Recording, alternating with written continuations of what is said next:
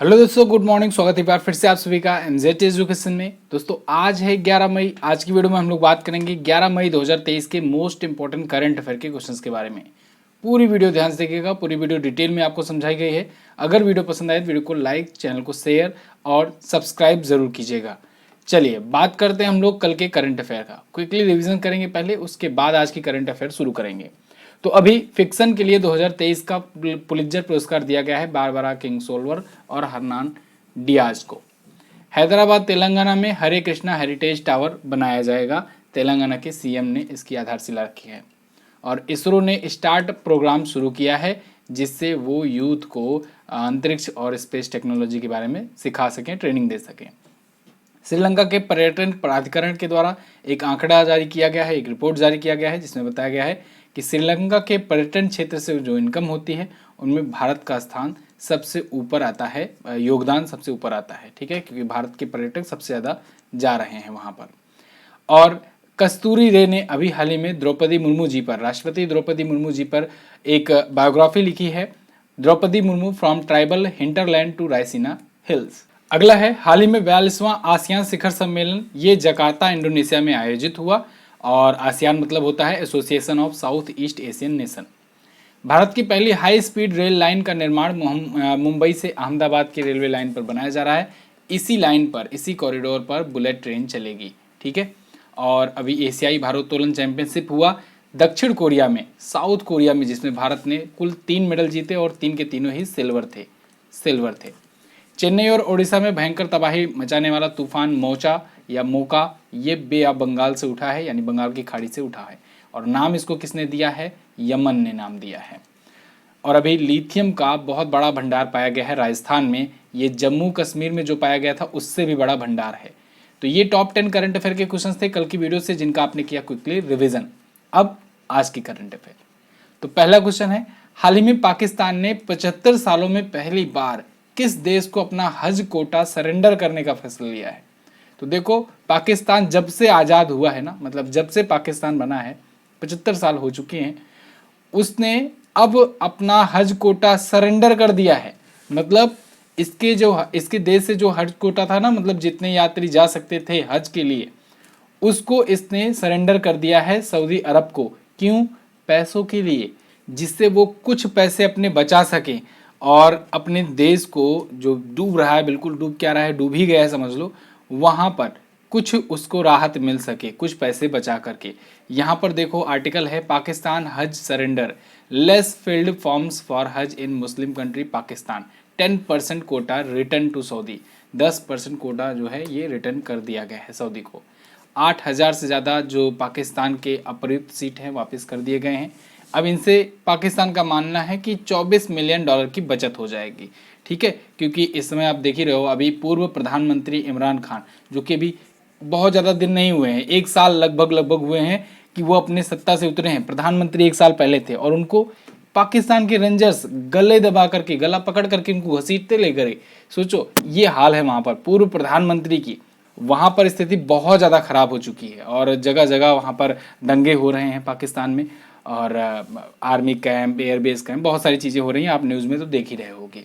फिलहाल पाकिस्तान लगातार लगा हुआ है कि आईएमएफ से कुछ उसको लोन मिल जाए, और आईएमएफ बार बार उनको बेल आउट कार्यक्रम की समीक्षा पे समीक्षा करवाया जा रहा है। अभी 9वीं समीक्षा पूरा हुआ और अभी देखो ये सब चीज़ें हुआ है।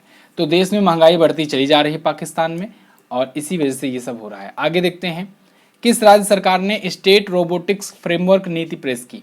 तो दोस्तों इसको पेश किया है तेलंगाना ने। तेलंगाना सरकार ने कहा है कि वो एक ऐसा फ्रेमवर्क बना रहे हैं जो रोबोटिक पर बेस्ड होगा, जिससे स्टेट में रोबोटिक्स को बढ़ावा मिलेगा, रोबोट्स बढ़ेंगे। ठीक है, और रोबोटिक टेक्नोलॉजी को बढ़ाया जाएगा। यहाँ पर लोग आकर के एजुकेट कर सकेंगे। ठीक है, और साथ ही साथ लर्निंग भी कर सकेंगे रोबोटिक्स पर।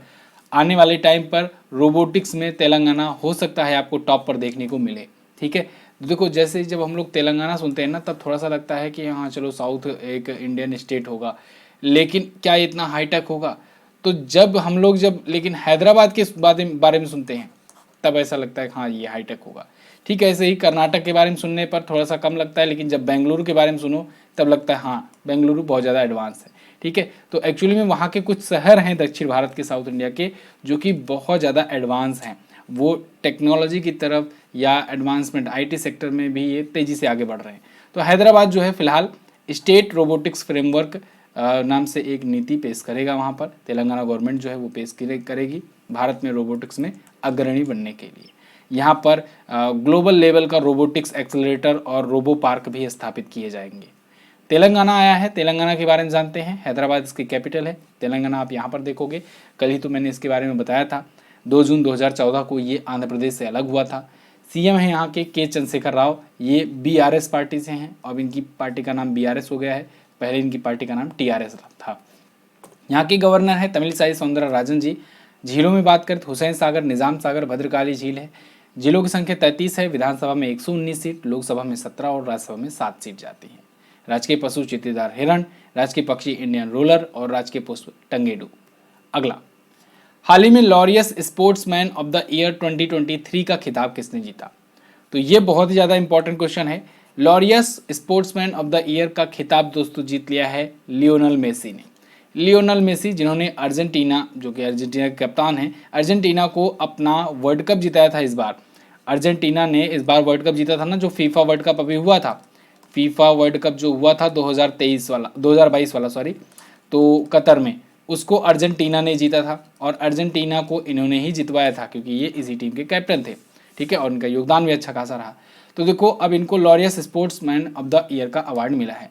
साथ ही साथ अर्जेंटीना टीम को जो टीम ऑफ द ईयर है उसका अवार्ड मिला हुआ है, ठीक है।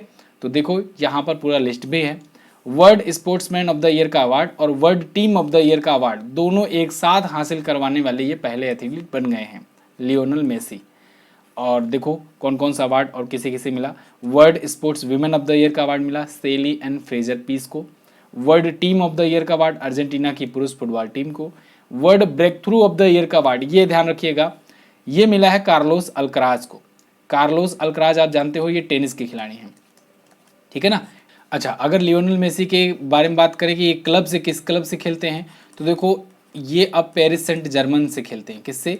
पेरिस सेंट जर्मन से खेलते हैं। और वहीं क्रिस्टियानो रोनाल्डो जो हैं वो अल नासर टीम से खेलते हैं। अल नासर टीम जो है ये सऊदी अरब की टीम है और वहाँ से अब खेलते हैं क्रिस्टियानो रोनाल्डो, ठीक है। अच्छा, अभी एक और रिपोर्ट आई थी, जब अर्जेंटीना के लियोनल मेसी 2021-22 में, 2021 और 22 में 130 मिलियन की कुल कमाई किए थे, $130 मिलियन की, और इसके साथ ये सबसे ज़्यादा भुगतान पाने वाले एथलीट बने थे, ठीक है। ये रिपोर्ट अभी बताया गया था, आया था, सेकंड पर इसमें रोनाल्डो रहे थे। अगला, हाल ही में जारी यूएन की रिपोर्ट के अनुसार वैश्विक मातृ मृत्यु, मृत्यु जन्म और नवजात मृत्यु दर, इसमें भारत किस स्थान पर है? तो इसमें दोस्तों भारत है पहले स्थान पर। यूएन की ये रिपोर्ट है, यूनाइटेड नेशन की ये रिपोर्ट है, जिसमें ग्लोबली जो मातृ मृत्यु होती है, मातृ मृत्यु बोले तो जैसे कि कोई माँ है अपने बच्चे को जन्म देते समय जब वो मर जाती है तो उसे मातृ मृत्यु दर कहते हैं, मतलब वो दर निकाली जाती है तो वो मातृ मृत्यु दर होती है। ऐसे ही जन्म, नवजात बच्चों की जब मृत्यु हो जाती है, पैदा होने के बाद जो बच्चे मर जाते हैं, तो इन पर एक रिपोर्ट जारी की गई यूएन के द्वारा, और इसमें इंडिया जो है ना ये टॉप पर रहा है। ये रिपोर्ट WHO, यूनिसेफ और UNFPA के द्वारा मिल करके बनाई गई है। अगर आपको याद हो तो मैंने आज से लगभग 1 साल पहले एक बताया था रिपोर्ट के बारे में कि विश्व स्वास्थ्य संगठन ने एक रिपोर्ट जारी की थी कि कोविड से कितनी मृत्यु कहाँ पर हुई, ठीक है, एक्चुअल डेटा कहाँ पर हुआ। WHO ने एक चौंकाने वाला खुलासा किया था कि इंडिया जो है ना, वो जो एक्चुअल डेथ हुआ था उससे 10 गुना कम डेथ दिखाया है। मतलब WHO का कहना ये था कि यहाँ पर 4.5 मिलियन मौतें हुई हैं, यानी कि 45 लाख के आसपास में मृत्यु हुई है, लेकिन जो इंडिया है वो 4 लाख या 5 लाख के आसपास मृत्यु दिखा रहा है। ऑफिशियल डाटा जो है ये बता रहा है, मतलब 10 गुना कम डाटा दिखा रहा है। ये रिपोर्ट WHO ने जारी की थी, ठीक है। और इसी के तहत देखो, इसी रिपोर्ट को यहाँ पर सौंप करके एक नया रिपोर्ट फिर से जारी किया है उसने, और इसमें भी सेम बातें कही गई हैं कि 4.5 मिलियन मौतें हुई 2020 से 21 के बीच में। भारत 10 देशों की सूची में सबसे आगे रहा, जहाँ पर कुल मृत्यु जो है वो 60% हिस्सा अकेले भारत से था। भारत में सबसे ज़्यादा मृत्यु हुई, इनका कहना ये है, ठीक है। बाकी यूनिसेफ के बारे में आप जानते हो, United Nation International Childs Emergency Fund, UNFPA का मतलब यूनाइटेड नेशन का पॉपुलेशन फंड, क्लियर है। और डब्ल्यूएचओ को तो बताने की जरूरत है नहीं। आगे बढ़ते हैं। अंतर्राष्ट्रीय बास्केटबॉल महासंघ यानी एफआईबीए ने 2027 में मेंस बास्केटबॉल वर्ल्ड कप के लिए किस देश को होस्ट के रूप में चुना, यानी इसका आयोजन कहां पर किया जाएगा। जो 2027 का पुरुषों का बास्केटबॉल वर्ल्ड कप होगा उसका आयोजन कहां किया जाएगा, तो इसका आयोजन दोस्तों किया जाएगा कतर में। देखो कतर में इंटरेस्टिंग बात है, कतर में अभी 2022 का हुआ था क्या, FIFA world cup, FIFA world cup हुआ था यहाँ पर, ठीक है ना। और अब 2027 में क्या होगा, बास्केटबॉल वर्ल्ड कप होगा, क्लियर। तो यहाँ पर देखो Qatar to host 2027 FIBA basketball world cup. अब एक चीज और, 2027 में हो रहा है यानी 4 साल पहले 2023 में हो रहा होगा इस बार का कहाँ पर, तो इस बार का होस्ट कर रहा है जापान, इंडोनेशिया और फिलीपींस। ध्यान रहे ये 3 देश मिल करके एफआईबीए बास्केटबॉल वर्ल्ड कप 2023 का जो कि 19वां संस्करण है इसका आयोजन कर रहे हैं।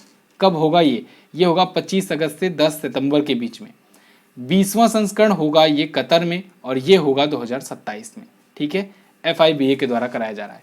एफआईबीए बोले तो federation international D basketball amateur, ठीक है, फ्रेंच लैंग्वेज में है इसीलिए यहाँ पर बीच में डी मिल रहा है। ठीक वैसे जैसे फीफा में आपको मिलता है ना, फीफा में मिलता है federation international D football association, ठीक। इसकी स्थापना 1932 में हुई थी। इसका हेडक्वार्टर मीस में है, स्विट्जरलैंड में। अध्यक्ष है हमाने नियांग, क्लियर, एफआईबीए के। अच्छा, कुछ और जो टूर्नामेंट हुए हैं उनको हम लोग रिवाइज कर लेते हैं इसी क्वेश्चन में। जैसे हॉकी विश्व कप हुआ, हॉकी विश्व कप भारत में हुआ। कहाँ पर हुआ, भारत में हुआ 2023 में ही। क्रिकेट विश्व कप भारत में ही होगा, अक्टूबर महीने में होगा, भारत भी इसकी मेजबानी करेगा। और अभी देखो 2022 का मैंने आपको बताया फीफा वर्ल्ड कप कतर में ये हुआ, 2022 के लास्ट में हुआ था, ठीक है, तो इसको भी याद रखेंगे आप। इसके अलावा यहाँ पर देखो बास्केटबॉल वर्ल्ड कप हुआ। कॉमनवेल्थ गेम ये भी 2022 में अभी हुआ था, कॉमनवेल्थ गेम बर्मिंघम इंग्लैंड में हुआ था। टोक्यो ओलंपिक 2021 में टोक्यो में जापान में हुआ था, टोक्यो ओलंपिक, ठीक है। ये सभी प्रमुख खेल हैं जो आयोजित किए गए हैं, जो आपसे पूछा जा सकता है क्वेश्चन। अंडर 17 का फीफा विमेंस वर्ल्ड कप हुआ, भारत में हुआ था। इसको जीता स्पेन ने। और जो हॉकी विश्व कप हुआ था इसको जीता किसने, जर्मनी ने, ठीक है। और बाकी क्रिकेट विश्व कप तो अभी होना ही बाकी है, ठीक। चलिए आगे, बैडमिंटन एशिया तकनीकी अधिकारी समिति के अध्यक्ष कौन बनाए गए। तो देखो दोस्तों, अभी बैडमिंटन एशिया ने अपना सीटीओ यानी चीफ टेक्निकल ऑफिसर कमेटी का अध्यक्ष चुना है, सीटीओ कमेटी का अध्यक्ष चुना है। किसे, बैडमिंटन एसोसिएशन ऑफ इंडिया के ज्वाइंट सेक्रेटरी जो संयुक्त सचिव हैं ओमर राशिद, इनको अपॉइंट किया गया है चेयर करने के लिए यानी कि अध्यक्षता करने के लिए टेक्निकल ऑफिशियल कमेटी का, ठीक है, बैडमिंटन एशिया के द्वारा। अब देखो इसका मतलब क्या हुआ, इसका मतलब ये हुआ कि बैडमिंटन एशिया में क्या कुछ चल रहा है, कैसे किस प्रकार से टूर्नामेंट निष्पक्ष तरीके से कराया जाता है या कराया जा रहा है कि नहीं, ये सब ये देखेंगे, ये कमेटी चेक करेगी। और इस कमेटी की अध्यक्षता करेंगे ओमर राशिद जो कि हैं भारत के, क्लियर। बैडमिंटन एशिया के बारे में बात करें तो इसका हेडक्वार्टर कुआलालंपुर में है, मलेशिया में। अध्यक्ष हैं किम जोंग सू। कौन है, किम जोंग सू, ओके। अच्छा, एक बहुत ज़रूरी सूचना है, आप लोग की बहुत ज़्यादा डिमांड पर जीएस सफलता बैच 2.0 लाया जा रहा है। पहला बैच बहुत ज़्यादा सक्सेस रहा था और आज से 1.5 साल पहले मैंने लॉन्च किया था, वो कंप्लीट हो चुका है। एक बार फिर से आपको 18 महीने की वैलिडिटी के साथ जीएस सफलता बैच, नया बैच, बिल्कुल फ्रेश बैच दिया जा रहा है। इसमें सबसे खास बात जो मैं आपको बताना चाहूँगा वो ये है कि इस बैच में सभी की सभी वीडियो मेरे द्वारा पढ़ाई जाएगी और वो भी डिजिटल बोर्ड पर, ठीक है। तो वो क्लासेस आपको मिलेंगी पूरा अच्छे तरीके से डिटेल कंटेंट के साथ। पिछले वाले में कुछ क्लासेस अदर टीचर्स के द्वारा पढ़ाया गया था, लेकिन चूंकि आप लोग को मेरे द्वारा पढ़ाया चाहिए होता है कंटेंट, और इसी वजह से इसमें मैंने डिसाइड किया है बिल्कुल फ्रेश वीडियो मेरे द्वारा सभी प्रकार की क्लासेस ली जाएंगी, ठीक है। बाकी सारी चीज़ें आपको दी ही जाएंगी पिछले वाले की तरह, हर एक सब्जेक्ट दिया जाएगा, करंट अफेयर, स्टैटिक जीके, और ई बुक भी इसमें फ्री रहेगा, ठीक है। हर महीने की ई बुक रहेगी। आप 18 महीने की अगर ई बुक भी लगा लोगे ना, 18 × 20 कर लोगे, तब भी आप समझ जाओगे कि कितना ज़्यादा ये वैल्यूएबल हो सकता है। लेकिन अब ये बैच चूंकि स्टार्ट हो रहा है 15 मई को, और अभी जैसे कि मैंने आपको पहले भी बताया है, जो हमारे रेगुलर स्टूडेंट होते हैं, जो पुराने स्टूडेंट होते हैं, उनके लिए मैं प्री लॉन्च ऑफर लॉन्च किया करता हूँ। वो शुरुआती दौर में उनके लिए एक खास अवसर दिया जाता है जिससे वो सस्ते दाम में कोर्स को ज्वाइन कर सके, ठीक है, जो हमारे रेगुलर स्टूडेंट होते हैं। बाद में जो नए नए लोग जुड़ते जाते हैं वो लोग फिर जब बाद में जो प्राइस हो जाती है उसको उनको लेना पड़ता है। तो ऐसे में ये बैच जो फाइनल प्राइस होने वाला है वो 999 का होने वाला है, 999 का होने वाला है। लेकिन अभी 15 तारीख के पहले पहले तक अगर आप लेते हो, याद रहे इस बात से मैं पलटूंगा नहीं, 799 में ये रहने वाला है कोर्स 15 मई तक, ठीक है। इसके बाद 999 का ये बैच हो जाएगा और उसके बाद आगे आने वाले टाइम पर कुछ महीनों बाद हो सकता है ये जब और ज़्यादा इसमें क्लासेस हो जाएंगी तब अगर कोई लेगा तो फिर ये और ज़्यादा प्राइस हो सकती है, ठीक है। तो इसीलिए अभी बेहतरीन मौका है, अगर आप अभी इसको ज्वाइन करना चाहते हो तो अभी आप ज्वाइन करो और बेहतरीन तरीके से आप हर एक एग्ज़ाम के लिए, आप किसी भी एग्ज़ाम की क्यों ना तैयारी करते हो, आप इस बैच को लेकर के अपना जीएस मजबूत कर सकते हो। ना सिर्फ मजबूत बल्कि 100% आप स्कोर कर सकते हो। क्विज, प्रैक्टिस सेट, हर प्रकार का पीडीएफ, आपको हर एक प्रकार का कंटेंट दिया जाता है इसमें। अगर आपको और ज़्यादा जानकारी चाहिए इस नंबर पर व्हाट्सएप कर सकते हैं। चलिए अगला देखते हैं। हाल ही में राष्ट्रपति द्रौपदी मुर्मू जी ने कितने वीरता पुरस्कार प्रदान किए? तो राष्ट्रपति द्रौपदी मुर्मू जी ने टोटल 37 गैलेंट्री अवार्ड अभी हाल ही में वितरित किए हैं, ठीक है। 37 गैलेंट्री अवार्ड या वीरता पुरस्कार, यहाँ पर देखोगे आप आर्टिकल है, तो ये प्रदान किए हैं राष्ट्रपति द्रौपदी मुर्मू जी ने। इसमें 8 कीर्ति चक्र शामिल है और 29 शौर्य चक्र शामिल है, जिनमें से 8 कीर्ति चक्र में 5 मरणोपरांत थे और ऐसे ही 29 शौर्य चक्र में भी 5 मरणोपरांत थे। अब देखो शौर्य चक्र का पूरा लिस्ट में तो यहाँ पर नहीं दिखा सकता हूँ, लेकिन मैं कीर्ति चक्र विजेताओं को यहाँ पर लिख दिया हूँ। नायक देवेंद्र प्रताप सिंह, मेजर शुभंग, नायक जितेंद्र सिंह, श्री सुदीप सरकार, श्री श्रवण कश्यप और श्री रोहित कुमार, ठीक है। इन सबको कीर्ति चक्र दिया गया है। शौर्य चक्र के विजेताओं की लिस्ट की लिंक मैं आपको दे दूंगा डिस्क्रिप्शन में और आप वहाँ से देख सकते हो। फिलहाल यहाँ पर मैं जो बताने जा रहा हूँ वो बहुत ज़्यादा इंपॉर्टेंट है।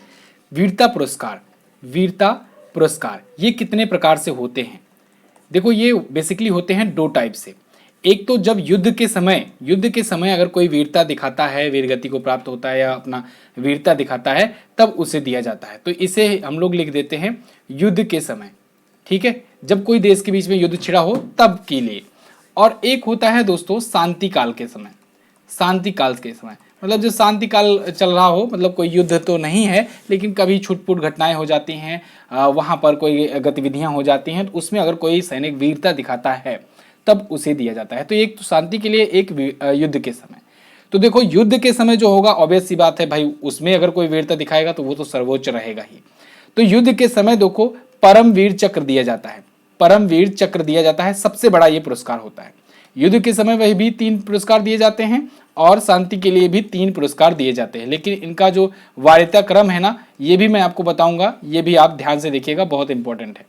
अब युद्ध के समय सबसे बड़ा परमवीर चक्र होगा, दूसरा सबसे बड़ा होगा महावीर चक्र, ठीक है। और तीसरा युद्ध के समय वाला सबसे बड़ा जो पुरस्कार होगा वो होगा वीर चक्र।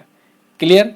लेकिन शांति के समय अगर देखा जाए तो शांति काल के दौरान सबसे बड़ा जो पुरस्कार होता है वो होता है अशोक चक्र। और इसीलिए कभी कभी इसे कहते हैं शांति काल का परमवीर चक्र, क्योंकि शांति काल का सबसे बड़ा पुरस्कार अशोक चक्र होता है।